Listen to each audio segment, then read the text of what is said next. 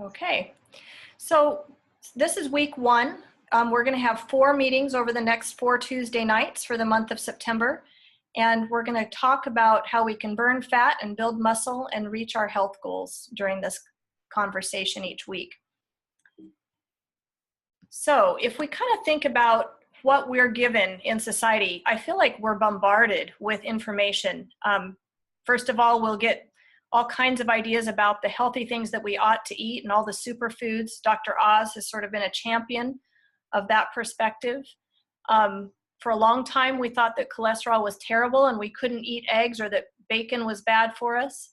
And then we were told that exercise was great, but then we were told that it didn't work, that really it was a myth. And now we've been told that eating fat and butter is just fine. And now it's kind of like people come to me and say, well, I don't know what to do. I'm watching podcasts and I'm not sure. People are saying I could eat just 3 meals a day. Other people are saying I should eat 5 meals a day. Other people are saying I ought to fast. What should I do? So if we think about what's really happened in America, with all of that information kind of bombarding us, the problem is that irregardless of all that information, the typical American diet is still pretty crummy. It's mostly starches, and our diet tends to be high in sugars and starches, really more than anywhere else in the world. And as we export that kind of diet to other countries, we start to see a terrible, disturbing trend happen, and that is that people's health in other countries starts to match our health risk. And in fact, people get sicker as they eat more like a standard American diet. So one of the myths that I want to just bust up, because it's kind of at the very beginning of a discussion around body composition, is the myth that we're like a bank account. Many of us, I think, have been raised with this concept that if you take more calories in than you burn, you're going to gain weight.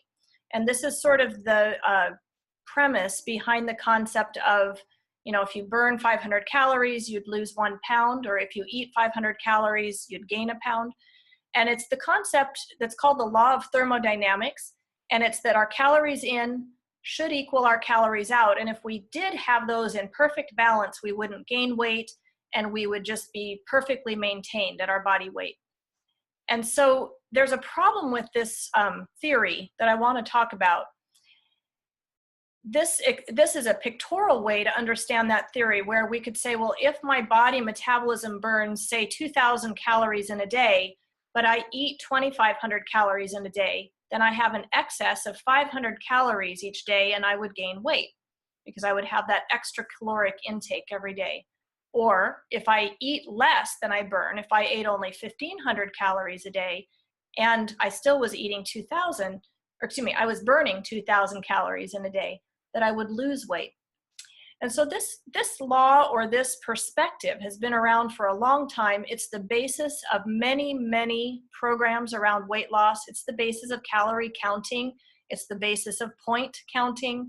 And it's a methodology that a lot of us sort of have talked about along the way. Like, let's skip my Starbucks every day and I'll lose a pound a week, because that would end up being 3,500 calories that I would lose in a week if I skipped my daily Starbucks. But there's some problems with this theory. And that's the problem. It's just a theory. It actually has not been proven to be a fact. And so in theory, it's possible that you could burn more calories than you can eat, but it takes a lot more exercise than one would think in order to do that. So thinking about that, for example, here's a chocolate donut. That chocolate donut is cut so that it'll equal 200 calories, because 200 calories is about what you could work off with an hour of exercise. So if I did an hour of exercise, that's the amount of donut I could eat in order to keep balanced. Like, I would need to eat that amount of donut and then exercise for an hour to burn that off.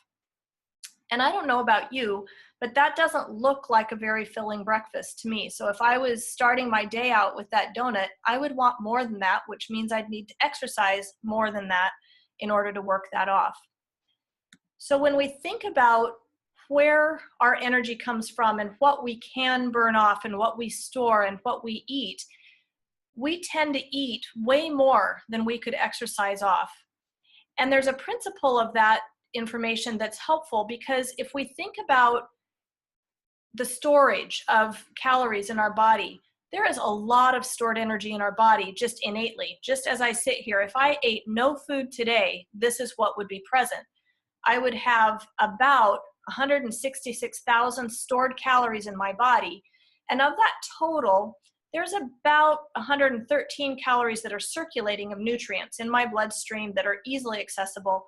And then there's another 900 or so calories that are stored in my muscle and in my liver that could be accessed quite quickly. Like if I was not eating for the day, my body could go to my muscles and withdraw some glycogen from the muscles to convert it into glucose, and that could do that over the next few hours.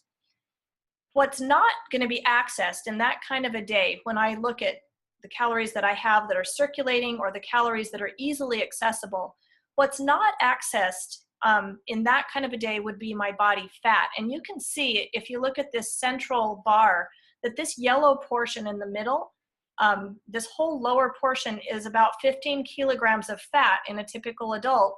And that would be 141,000 calories that are stored fuel sitting there, but it's harder to access.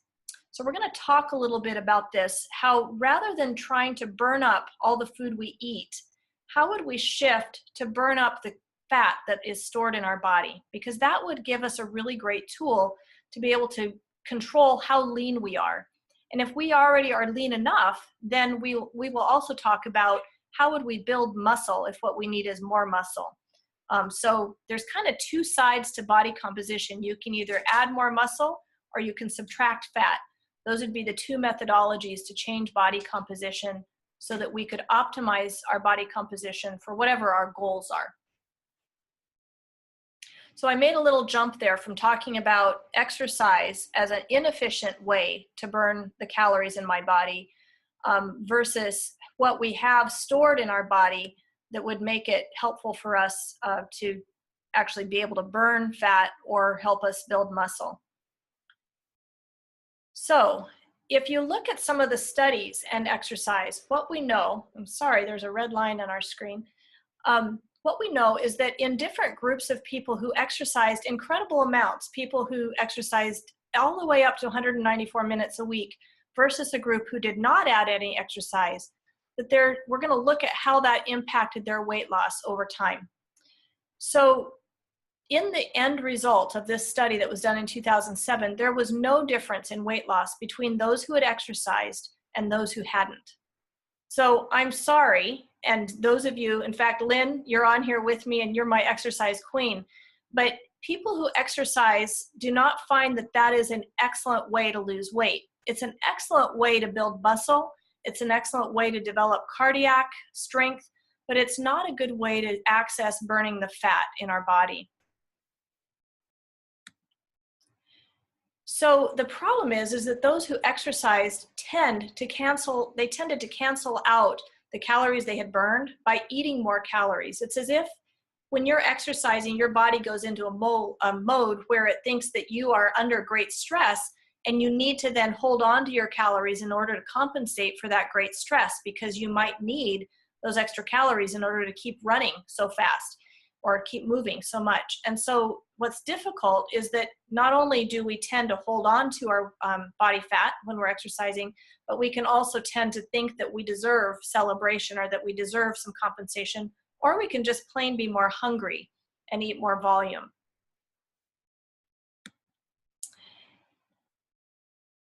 This cartoon, many of you have seen, but it says the high carb diet I put you on 20 years ago gave you diabetes, high blood pressure, and heart disease. Oops.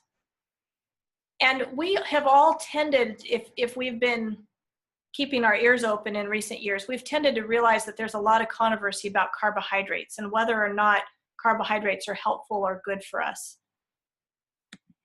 And I want to talk about why that controversy exists. This is a curve of your blood sugar. So the blue line is your blood sugar, and many of you have seen this before. If you haven't, follow along with me and we'll learn why losing weight or building muscle is hormonally controlled and how we can do that. So the blue line is your blood sugar, and if you have a meal or a snack where it is predominantly something that's going to turn into sugar, so a fruit juice, a grain-based food, pure sugar in a candy bar, those things would spike your blood sugar and make it rise quite high, like maybe 60 to 100 points. And in response, your pancreas makes insulin and dumps insulin into your bloodstream to go get those blood sugar molecules and put them away into fat cells. It's literally sort of like a storage movement. In other words, your body is going to have to store that sugar somewhere. Blood sugar, if it goes too high, is toxic to your system. So your body has a pretty efficient way to dump out a great big surge of insulin to actually then lower the blood sugar and put it away. The problem is that when we have a big surge of insulin, we tend to overcompensate with a low because of how high that insulin was to put the blood sugar away. And in these low points, we will tend to be pretty frantic. We may also be not very nice. We joke about this being where Robert brings Geraldine food when we're in this zone, or when I'm in this zone. And so what tends to happen is we leave the house, we have something that's a quick snack instead of a solid breakfast. We tank or we blow out our blood sugar and get really low by 10 in the morning. This would tend to be the coffee break time where there's either a bagel or a donut and a cup of coffee, and we just start that pattern all over again and repeat that through the day. So it really is, it's honestly kind of not pleasant when you're experiencing that, but it is also sort of a very common tendency that this is how many people live their lives, going from highs to lows in their blood sugar. The problem with that is that when insulin levels are high, we will stay stuck in a carb burning mode. So the only thing our body can do when our insulin levels are really elevated like that is burn carbohydrates. And if we have low insulin levels, like normal insulin levels, then we will burn fat. So this slide is honestly the key that everything else that we're going to do is based on. And that is the concept of insulin as a switch. Is everybody following along okay? Send me a message in the chat box if you're having any trouble or a question as we go with this. So if we really look at the concept of insulin as a switch that allows for us to decide whether we're going to use fat for our fuel or carbohydrate and starch for our fuel, you can learn why different diets work or don't work based on this information. So we're going to talk about that a little bit. This is just a sort of medicalese diagram, but what it shows is that if we wanted to be burning fat, if we wanted to break fat down, we need low insulin. So over here on the right-hand side would be high insulin, and over here on the left-hand side would be low insulin. And we burn fat. We can burn fat and break it down if we keep our insulin levels in the low to normal range. What we know is that when people grow abnormally, whether they grow really tall or whether they grow really wide, either way, it's a hormone problem. And we've tended to forget or ignore the idea that vertical growth, or excuse me, we've thought that vertical growth was controlled by hormone, but we've ignored the concept that horizontal growth was also controlled by a hormone. This is really what we're driving for. This is what we would like to do. We would like to eat in such a way that we keep our insulin really close to our baseline, that it doesn't change very much, that it stays really steady along the way, and that we keep it almost the same all day long. Ideally, when we look at insulin levels, and if you ask your doctor to check an insulin level, the best case scenario would be as if your insulin was below about 10. And typically, because the labs call it normal up to about 25, because that's what 95% of the population has, and therefore it gets called normal, it is absolutely not health inducing. And so what we know is to lose weight and to help our body lower inflammation, we'd want our insulin level to be under 10. And ideal is really down even by around 5 or not higher than 5. So we're going to learn how to eat this way. How do we keep blood sugar from spiking way up high off the chart, but instead keep it really steady and balanced through our day so that we keep our insulin level as low as possible all day long. Those low insulin levels, unless you have type 1 diabetes and need to be afraid of low insulin because You can get too low with insulin if you have type 1 diabetes. But other than that situation, having low, steady insulin is a much more stable scenario that would allow you to burn fat and build muscle more easily.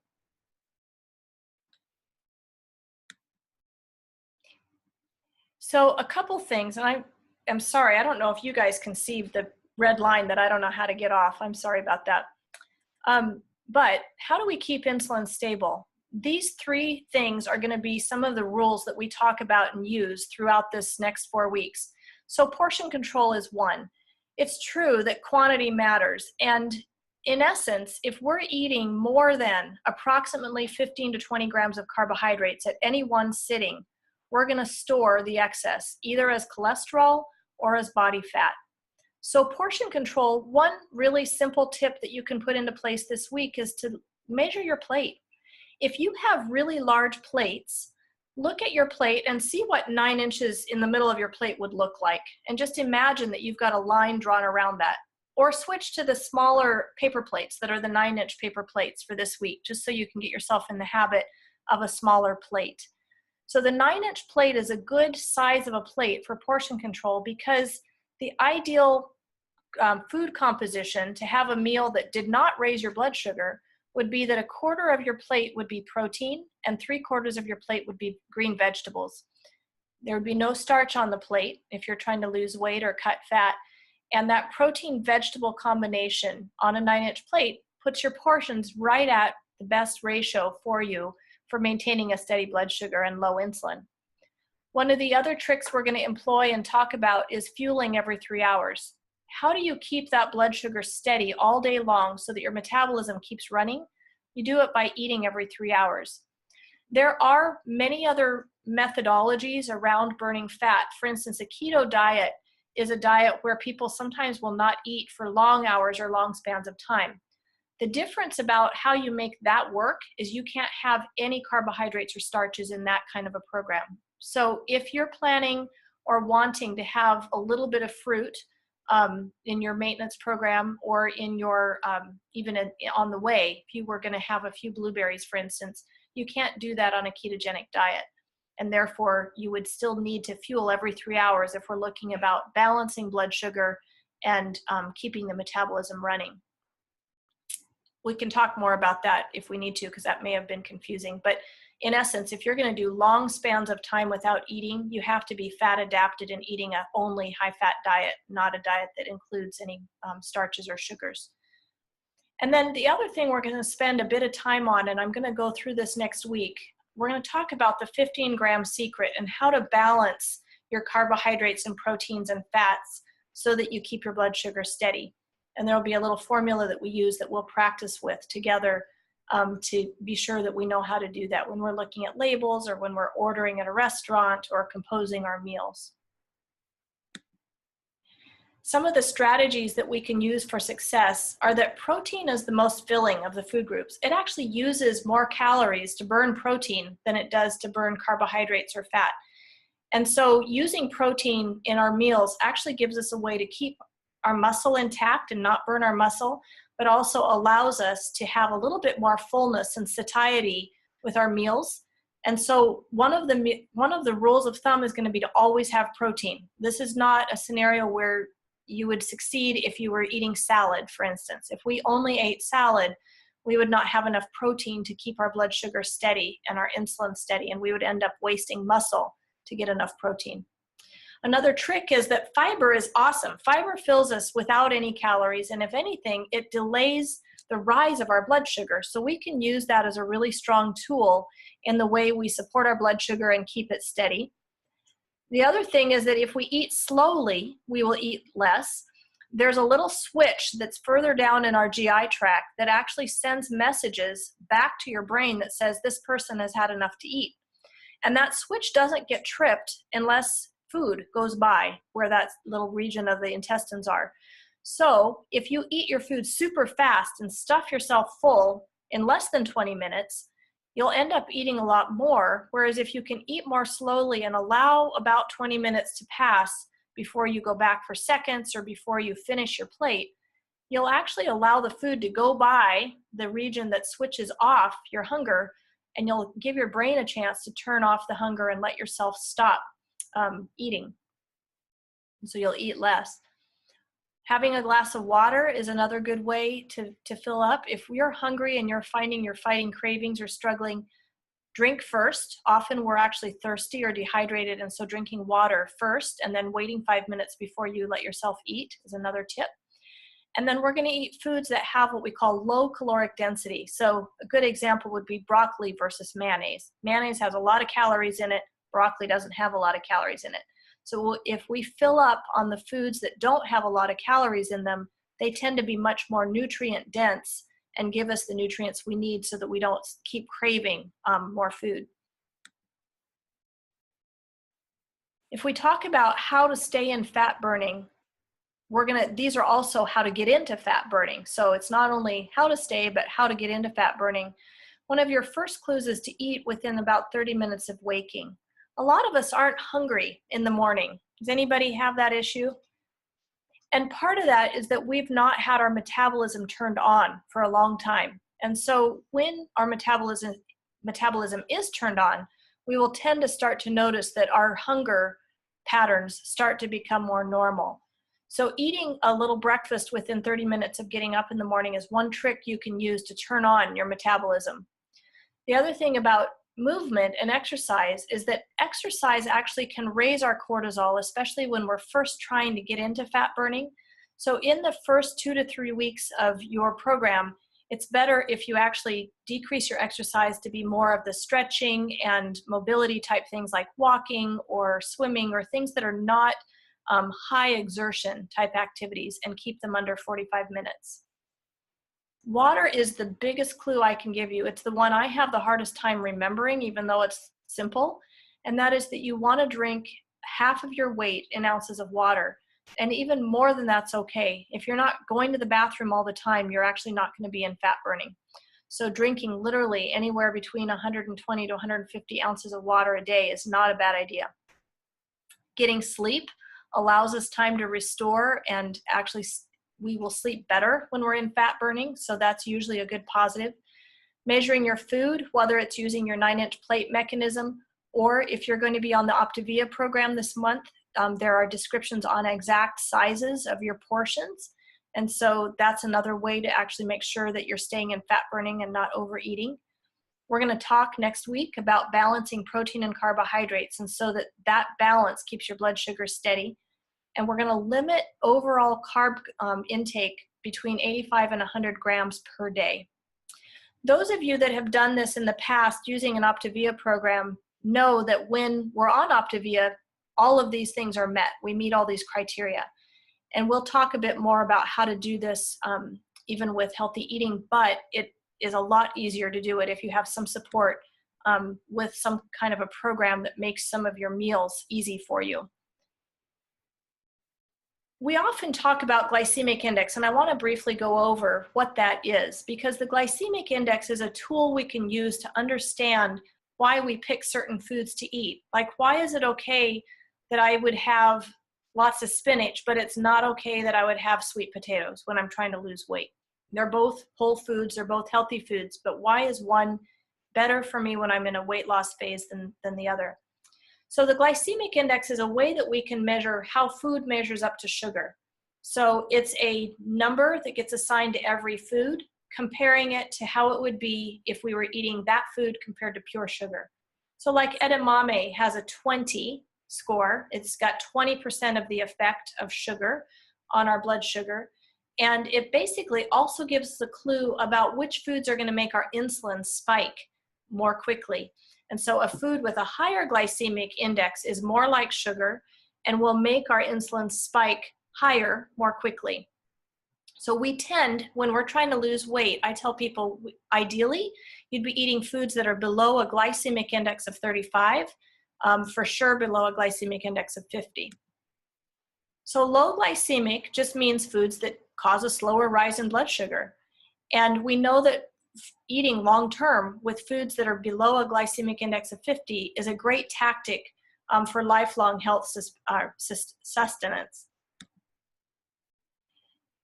It's normal that when we eat a meal, our blood sugar might rise up to about 30 points. But if we can combine and create meals that didn't raise our blood sugar more than 30 points, then we know that we are not only eating low glycemically, but we're also gaining all the benefits of keeping our insulin stable. This is just a description of the impact of two different kinds of meals. A meal that's high glycemic, like let's say French fries and a hamburger, would be in the red, versus a meal that's low glycemic, like an omelet with grilled veggies, for instance, would be more like the green line. And you can see that we just get a much higher peak in our blood sugar if we eat a high glycemic meal versus a low glycemic meal. So the way we're going to start to navigate this and start to apply it to recipes and some default changes of what's in our cupboard and some of the hacks that we can use to help us are, and this is a reiteration of some of the things that we just said, we're going to use fiber. So we're going to choose carbohydrates that have the highest fiber. That generally means it won't be grains. We're going to use more whole foods and green veggies. We're going to chew one bite at a time, trying to slow down our eating so that we get to use that signal from our body that says you've had enough to eat. And we're going to try to use foods in their most whole food form. The more processed a food, typically the faster it'll raise your blood sugar. So, for instance, mashed potatoes or pureed foods will raise your blood sugar much more quickly than a whole food. One good example is carrots. If you eat a carrot stick that's raw, you have to chew it a lot, and there's a lot of fiber in it. It's crunchy. Whereas if you have cooked carrots, they're kind of like something that would be really easy to mash up and gum without using teeth. They get into your bloodstream really quick and really easily. Just to give you a framework, in Dr. Anderson's book, Healthy Habits, this is just the idea that if we stay with foods that have lower glycemic index, we're going to have less impact on our blood sugar and insulin. So those foods tend to be all of our green veggies and cauliflower and raw carrots, but not cooked carrots, for instance. With fruits, the fruits that are going to be the lowest in glycemic index are actually things I don't even think of as fruit, like olives and avocado. But other than that, citrus and berries tend to be our lowest glycemic fruits. The thing that tends to make us succeed or not in the long run, especially even when we've hit close to our goal weight, is what we do around starches. So when we put starches back into our diet, and my suggestion is that we're going to avoid these fully when we're in weight loss, but when we put them back into our diet later, one of the ways you can help yourself in maintenance is to never add back in the starches that are the bad players. So prepackaged processed starches are things we should never add back in. A good example would be Kraft macaroni and cheese. And I used to love Kraft macaroni and cheese, but I'm going to throw it under the bus. It is not a food that we ever need to eat. It never is going to be something that should be back into our healthy repertoire of how to eat. So when we look for foods in the long run, anything we add back in that's a starch should really be in as close to its natural form as possible. So later on, adding things back in like a baked sweet potato would be okay. In its natural form, it has lots of fiber and it has some good vitamins. And we would then just portion control and balance it with protein. But in the long run, adding starches back in tends to be the place that people either succeed or fail in their long-term health maintenance. One of the things that was a contribution of Dr. Oz originally was to avoid the whites. So white flour, white sugar, rice and potatoes in particular, and then also soda and cookies and overt high glycemic foods like candy and juices are all things we would want to keep out of our repertoire. And this is why, if we just look at the glycemic index of these starches, in particular, everything in the lower half of the screen, oatmeal, a hamburger roll, cornflakes, bread, crackers, all have high glycemic levels and are better just not added back in at all. So as we kind of round up some of this PowerPoint, I just want to mention, why do portion-controlled meal replacements work? These are sometimes called fuelings, sometimes they're called mini meals or snacks. Within Optavia, these are every one of your meals. But the reason they work is because of the scientific principles we've just talked about. they actually have a balance of carbohydrate and protein. They never have more than 15 grams of carbohydrate, and they always have at least 10 grams of protein. They also always have fiber in them. And they are portion controlled, that 110 calories that's made up of at least 10 grams of protein will keep your blood sugar fully steady for between 2 and 3 hours. And what's beautiful about that is when your blood sugar is steady and when your insulin level stays low, you stay in fat burning. And so the convenience of being able to do that with these small meal replacements is that you can actually reset your habits. You can change the way that your mind is working and the way your body's assessing if it's had enough to eat or not by eating these tiny portions every 3 hours and still maintain muscle and keep your system in fat burning. What that does is achieve this more ideal glucose and insulin curve where we have a little rise in blood sugar when we eat, but really not a huge elevation. And so insulin stays really close to its baseline normal level when we're eating even those meal replacements. One of the critical things about being in a weight loss phase is there are lots of weight loss programs out there, but many of them actually sabotage muscle or your organ health in order to have you lose weight. And so if you don't sustain your blood sugar in a stable level and burn fat all the time, you will have to get your energy from somewhere. And you'll literally take it from either your skeletal system or your muscular system or your organ strength and feel really tired, for instance, if you're sabotaging or sapping those systems for energy to keep going. And that's what happens with a lot of weight loss programs that I would say are not balanced in their protein and carbohydrate rates. And so when we look at the difference is that if we go on, say, an Optavia plan, or we do a balanced eating program where we're eating those small meals every 3 hours, we can use either the fuelings that come with the 5-in-1 plan with Optavia and have those about every 3 hours, as well as one lean and green meal that I like to call the training wheel time, where we're practicing what does it look like to use a 9-inch plate, to have a plate that's a quarter protein and 3/4 vegetables. We can use that system, and in doing so, we will protect muscle and protect our organ systems. This is actually a consumer report page that I copied from a study a couple years ago, and you'll notice that some of the other commercial diets down at the bottom, they'll tell you how many pounds people lost on these diets. And what's interesting is if you notice the amount of weight loss that the Medifast users had, they had the most weight loss in the lowest length of time, or the shortest length of time. And Medifast is the original company that has now morphed into Optavia and used those same scientific principles of eating every 3 hours and having a meal replacement that has 15 grams of carbohydrate, never more, and always at least 10 grams of protein along with some fiber. So the reason that that system works so well is because it adheres to the scientific principles of our metabolism, whereas these other programs actually don't. And so if you read the labels of any of the other programs, they're all over the map. Sometimes they have high carbs and no protein. Other times they have a lot of protein and very low carbs, but they're not balanced consistently. And so people don't lose weight as quickly. And in my sort of perspective, the biggest issue is that we don't learn the system. We don't learn how to do it even when we're beyond our weight loss phase. If we compare the impact of insulin or of different foods on insulin, this is sort of why starches can be our success or failure. They have the biggest impact on our insulin levels, these digestible carbohydrates, whereas fat and protein don't have much impact on our blood sugar, much lower impact. So this is why if we can, over the next 3 to 4 weeks, learn how to deal with the concept of how we add back starches or not into our diet and which ones we do, that's going to be one of our focuses as we start to group some recipes together and do some sleuthing of how to identify foods that would be long-term healthy choices. So a couple options just as you're getting started here in September.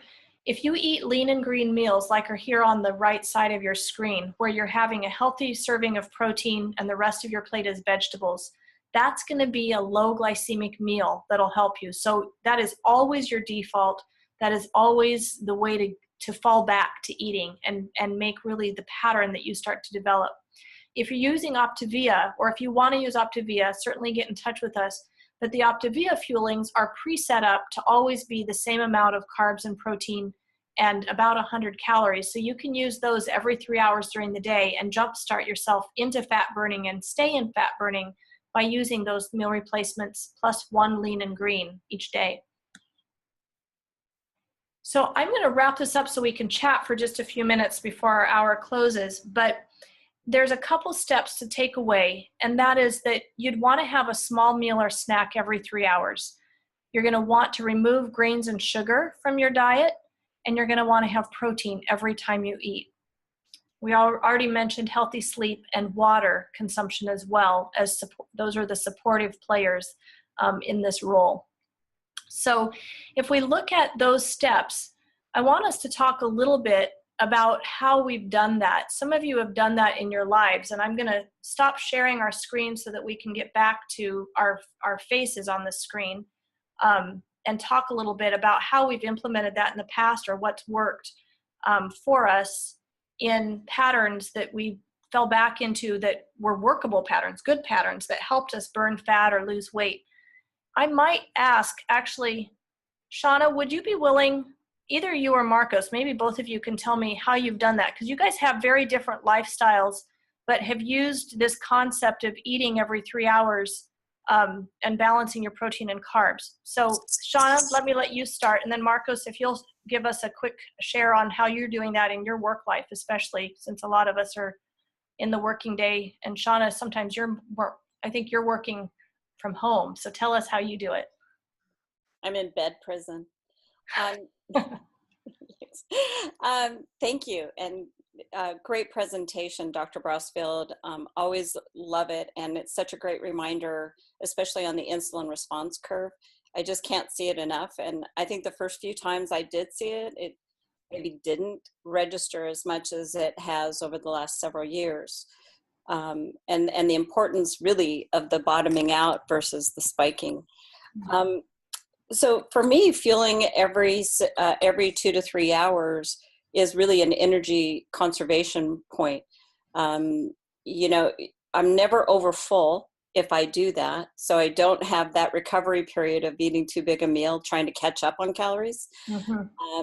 But the sustainable energy, you know, as we get older, and even you young people out there, you need to sustain the energy or you're going to burn out really fast in the day. So eating every 2 to 3 hours not only keeps me mentally alert, physically energized, but also is a way to control my weight, right? Through you know, just not overeating. I think that's the biggest part. And portion controlling is not always easy to learn in the beginning. So I think using the Optavia products as one way to do that, just learning and shrinking your stomach and knowing how you can be satisfied at a certain level has been really important. Well, and I would say, were you shocked when you first started eating that amount sustained you for 3 hours? Yes, because you know, you and I have personal history, and we know that I can consume a lot of food, or have had that opportunity in the past. And you look at yourself and you go, this bar is going to hold me over for just a little while, or this shake. And the reality is that the nutritional components, you know, once you get over your brain being hungry, because that's who the boss is for that, you know, first couple of days.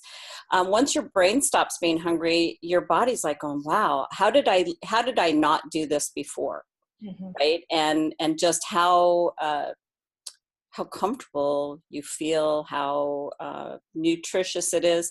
I think in retrospect now, because you know that I also coach, is that it isn't just great for me, where I started around 240 pounds.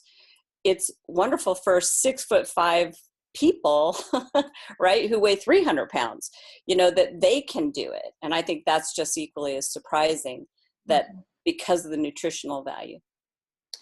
Yeah, exactly. And that's probably one of the concepts that was hard for me to get around, is how can eating, you know, those little tiny meals every 3 hours be enough for a big guy? That was one of the things I had to figure out to understand when I did my boards initially and then used Optavia. And one of the crazy things, it helps me to look at those pictures, for instance, of all the systems of the body that were in the PowerPoint, like my organs and my muscles and my skeleton. And what's kind of crazy is that even though, you know, you weigh me or put me next to a really big guy and I'm a smaller body, the actual the pounds of my vital organs or the pounds of my bones or the pounds of my muscle, those actually have a sustaining amount that's very similar to the big guy versus the little woman. So in other words, to sustain the basics of the body takes a very similar amount of energy. And so if we do that, then we've got that person stabilized and getting enough of what they need, and then their body can shift into fat burning and work on burning their own fat. Marcos, would you mind sharing, because I know that you have you have a lot of physical exertion in your job. I'm going to unmute you. And so tell us a little bit how this has been for you in eating every 3 hours and sustaining your energy through the day. Well, while I was in weight loss,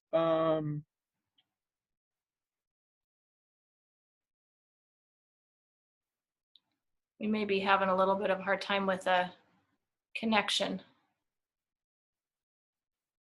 Can you hear us, Marcos? I think you might be frozen.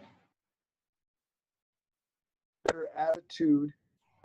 It made a really big difference throughout the day because I wasn't eating all of that high carb stuff that was affecting my insulin, where the bottom would drop out, and then that would happen. The other thing that I noticed too was the awareness of what I was eating really kind of shot through the roof. At some point, I don't know whenever I would eat, because again, I'm on the road a lot, and I didn't have access to lean and green so much. But when I was hungry and I needed something, if I ate something out on the street, I guess you could say, if it wasn't good for me, it really made a big difference on the way I felt. I was like, wow, that wasn't a good meal to use as a lean and green, whatever it was. And even though I was trying to follow like a protein and green program. You could tell. It definitely made a big difference just in energy and attitude. Sure. Yeah, it's interesting. Once you do this for a little while, you'll start to get in tune. I think this is what you're saying, Marcos, that you're going to get in tune with how your body feels with different food. And when you have something that is not balancing your blood sugar, you can start to feel it. Right. Marcos, do you mind sharing with us how much weight you've lost in what length of time? Well, I was hovering at about 180. And when I met Sean, I think I had lost a couple of pounds on my own. I think I was at about 175, 176. And then in 7 weeks after starting the program, 7 weeks, I lost 30 pounds. Awesome. And Marcos is at his fighting weight. Let me just tell you, you don't want to mess with him. No, you look like you're lean and strong at this point, which is awesome. Well, that's one of the things that kind of made my ears perk up, was you were going to talk about muscle building, and I'd been doing so much research, or trying to do research on protein macros and nutrition and all of these other things to gain weight, because Optavia is associated with fat loss, not necessarily gaining weight. So I'm waiting for that. Okay, good. No, that's helpful to know that that's something that you need. And some of that is going to take, we'll dial that in for one of our, either next week or the following, probably next week with the 15-gram secret will be a good time to partner that in on how do you build muscle and maintain weight if you're needing to add that to your frame in a healthy way. It's going to be important to talk about. Absolutely. Okay. I am absolutely excited that each of you are here. I'm wanting to actually look at the chat box for just a minute here and see if there's anything else that we want to talk about that specifically people have asked. So one of the questions here that I'm seeing is a question about what if your protein has carbs but lots of fiber, like black beans? How does that balance out? And I'm going to say it, but that's actually one of the points of our talk next week. So I'll say it now briefly, and then I'll go into it a little bit more next week.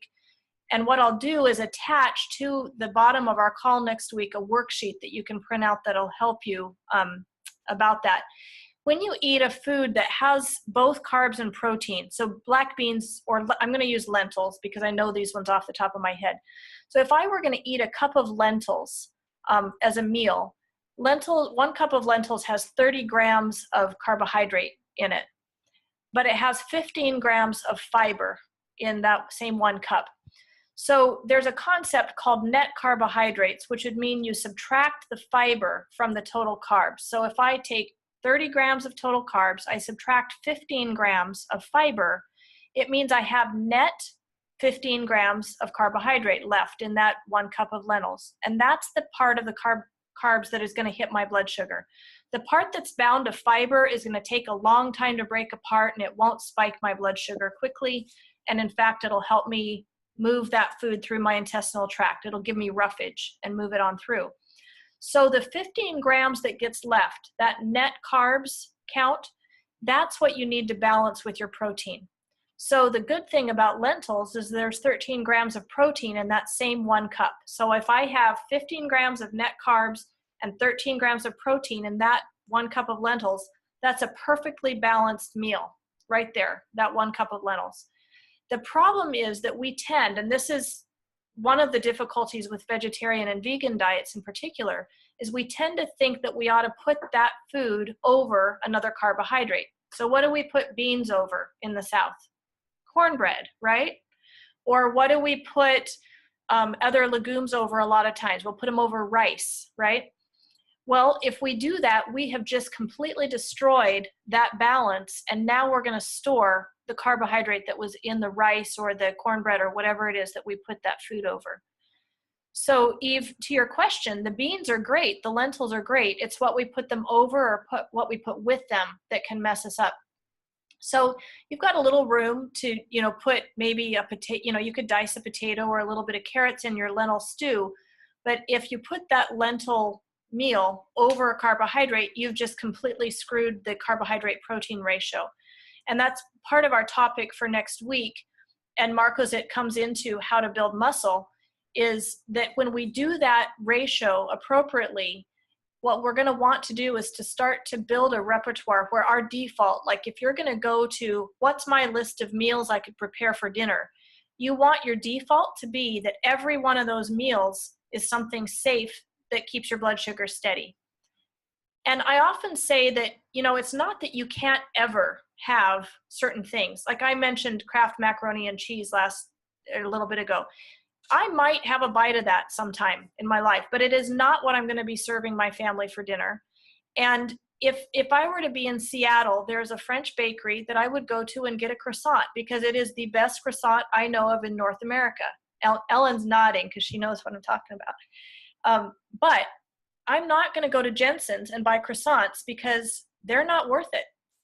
There's no point in eating crappy food. And if you're not eating the best of something that's special to you, then don't eat it.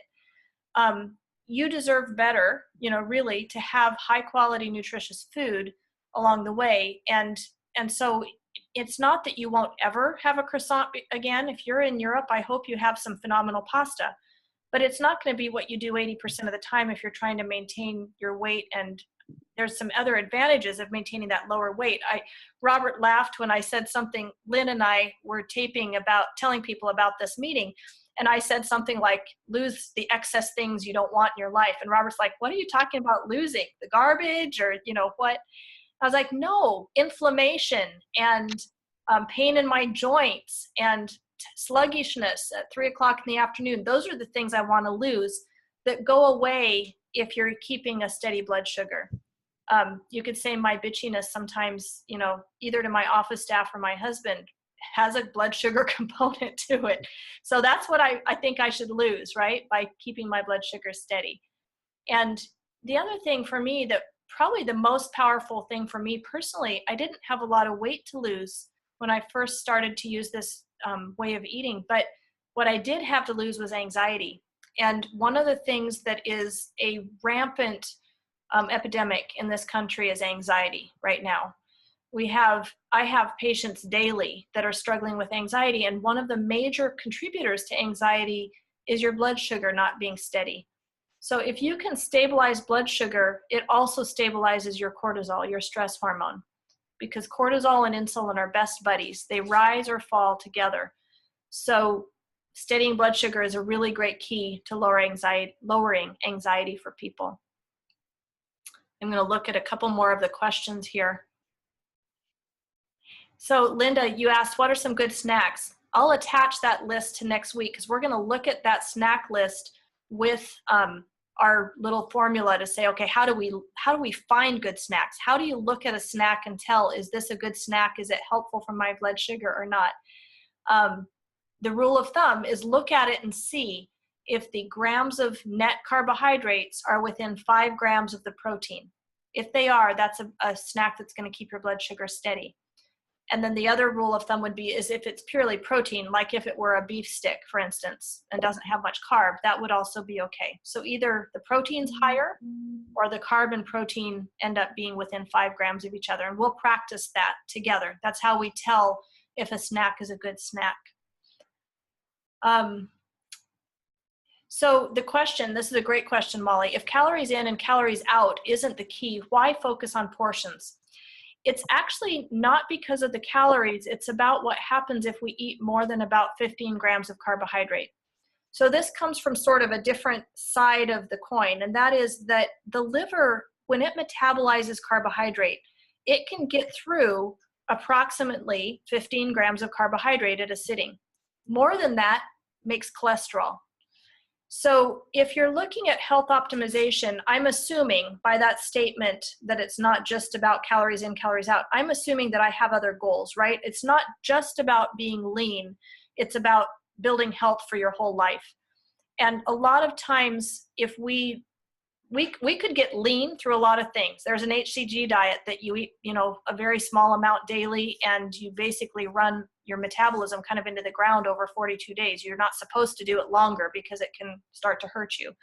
That kind of a program, the problem with it is that it doesn't, number one, it doesn't teach you anything to do in the long term, but it also depletes your system and starts to actually have some damage to the system along the way. And so that would be an example of calories in, like I'm going to deplete calories and therefore lose weight. Whereas our goal is broader than that. We're about getting lean, but also building lifelong health. And I made that assumption maybe without saying that really clearly, but that's why portion control could matter. Because if we can keep our grams of carbohydrate under 15 or under 20, if there's fiber involved, those net carbohydrate grams are what count in the long run about building appropriate fat levels in our body. So a good example of that, I could eat fat. Like let's say I ate half an avocado, or I had a tablespoon of peanut butter. That would not have a lot of carbohydrates in it. So I wouldn't spike my insulin by eating that kind of a meal. But it would be high in calories. And so if I was purely on the calorie track, if I was going, oh my gosh, I'm going to tank my weight loss because I just ate too many calories, that line of thinking is what we want to get away from. It doesn't work in the long run. And I've had so many people who use, many of us have used diet after diet, lots of different diets in our life. And if you don't learn this principle about balancing the carbs and protein, you could make any diet fail, right? Why can any diet not work? It's because you can get around this one issue in most diets. You can save all your points up and have chocolate cake for dinner, and you've done nothing good for your metabolism the whole day, for instance. So there's kind of this baseline principle that this is what I want us to learn, so that in October, when you're now going and going to stop at a Starbucks while you're traveling, you're going to be able to look at the labels and go, oh, I'm going to have this moon cheese that's a great snack, but I'm not going to have the protein box that has so little protein in it and so much carbohydrate that it's misnamed, for instance. So we kind of have to become bulletproof in how we read labels or pick the foods that we put together. If you have a question that you want to, or if you have something you want to interject, feel free to unmute. I'm just reading through the group chat here, and we're just a few minutes after 7, so I'm going to wrap this up here shortly. Okay, I'm getting to the goal part, which is fun. I will read back through those to be sure that we cover parts of our discussion over these next couple weeks to get each of these goals in line, or get ourselves in line with that. Good. Pamela, I'm noticing here you've only got 2 to 3 pounds left and you want to burn off that fat. So I'm with you, sister. You're doing a good job. Absolutely accountability. And thank you, Ellen, for putting your goal in a way. That's super. Just to wrap up, one of the things I want to mention, if you do want to use a meal replacement program to make this easier on yourself and start to have practice runs with what does it feel like to eat a meal that's perfectly balanced, know that you can do that through an Optavia coach. And we have several coaches here on the line. Certainly you can call our office if you're looking for a coach and we'll help you find one. The thing that I want you to know is that this Thursday night, we're having a meeting in the cafe that's right next to my office. So any of you in the desert are invited. We're going to go through that Optavia program, what it looks like in a little bit more depth than this format here allows. But certainly if you're interested in getting started on Optavia, join us on Thursday night at 7 p.m. right next to my office. And the other thing I wanted to mention is that over the course of this next week, what we'll do is those of you that have been on, I'll make sure that you have the handouts prepared for next week so that you have some of those tools in your hand for us to go through and do some actual practice on how you read labels or how you figure out what's going to keep your blood sugar stabilized. Nancy, you're exactly right. The 2 egg bites from Starbucks, precisely perfect as a little meal. That's exactly right. It's probably the best meal you can get at Starbucks. I wish I liked eggs. I haven't been able to do mind over matter on that one personally, but if you eat eggs, that's an awesome option when you're at Starbucks, is to have the those. Yep, that's Robert's tip. Both of you have that one down. How do you measure your insulin throughout the day? Oh, great question, Sam. So a couple options. Now, if you want to do this, I'll give you 2 different ways, and one of them might include needing a doctor's order. So if you want to measure your insulin and you're willing to poke your finger, you can literally go to Walmart or Walgreens or your drugstore and buy a little glucometer. They're not expensive. You can get a glucometer under $30. The thing that's expensive with those is there's a little kit or a little tube or box of blood sugar strips that you put your blood on to measure your blood sugar. And those sometimes will run, as much as the glucometer. But if you buy one of those glucometers, you can check a blood sugar right before you start eating. So you can check literally, I've got my lunch ready, I'll check my blood sugar. And then what I do is check about 30 to 45 minutes later and see how high my blood sugar rose with that meal. It should be less than 30 if that's a good meal. So I'm not saying that those of you that don't have blood sugar issues need to do this. It's an interesting thing to do because you can start to build a repertoire of foods that keep your blood sugar within that 30-point zone. What I'll tell you is that as you build that list, it's going to be foods that hit the little formula that I'm talking about, okay, where there's not high carbs in that meal. The other method that would require a doctor's note is that if you there's a new kind of blood sugar monitor that actually goes on your arm. You put it, it's got like a little cup and it's called a freestyle, and you put it on your arm and you can actually adhere it to your arm and it'll stay there, and then you can use your phone to query that little thing, that's the little decal that stays on your arm. You can use your phone to query that and get a printout or a list of how your blood sugar is doing. So that methodology is, thank you, Dick. Dick said it's called the Freestyle Libre, and you would probably want a prescription for that version because it's a little more expensive, but then you can query it with your phone and you don't have to poke yourself as often. So that's one of the ways, those 2 ways, the Freestyle Libre and just doing a finger stick, are ways that you can check your insulin. I'm not telling you that you need to check it all day long if you're not a diabetic or not on medication, but it is an interesting venture. We keep a blood sugar monitor here in the house, and I'll sometimes just test based on different recipes that I'm preparing because I want to know how they're going to impact my blood sugar. And then I literally have a recipe file that I've developed over the years of saying, okay, these are things that keep blood sugar steady, where the carbs and the protein are balanced. And we can, those include everything from almond flour shortbread cookies that are what I break out for Christmas time when you're wanting to make some cookies, to all of our, to a pot of lentils or lots of other meals that hit that. So that's what we'll be sharing as we go through our course.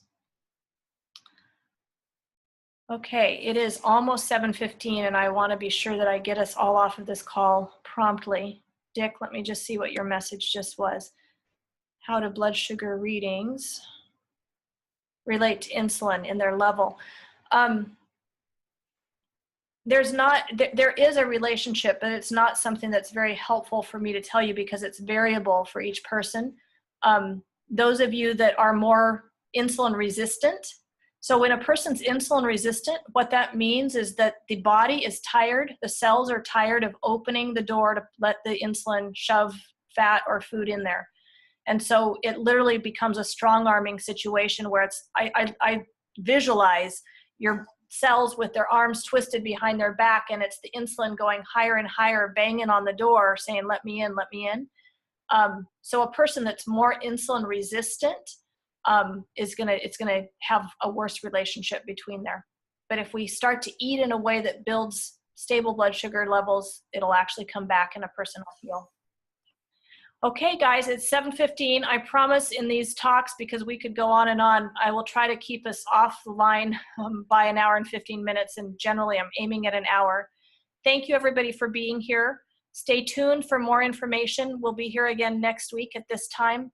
And if you're wanting to meet in person and be with people that are on the same path as you, come Thursday night to see us right next to my office, actually. Okay?